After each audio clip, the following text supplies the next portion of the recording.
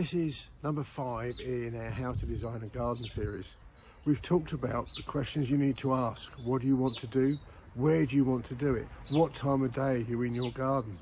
We've talked about the travel of the sun and how that affects where you put things in your garden. We've talked about how you're then going to actually get around your garden.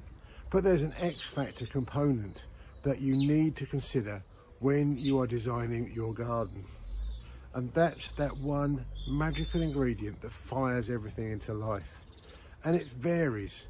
I have one garden that I just had this imaginary rugby ball enveloping the house and using that curve to make everything else fall into place. And that dominated the front, it dominated the back, and it was the whole concept. Had another garden where the clients really wanted a winding country looking path, but we walk in straight lines. So the secret here was to develop a curve that looked like a curve, but when you walked it, felt like you were walking a straight line.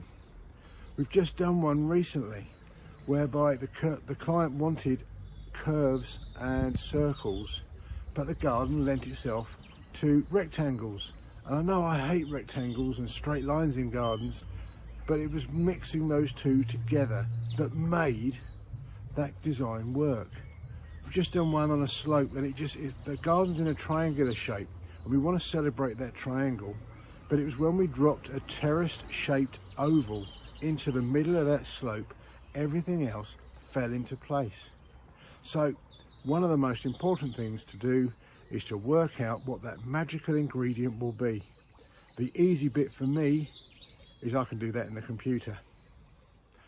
But you've got to have that something that just makes a design work, and then everything is easy. The design is simple, everything else falls into place.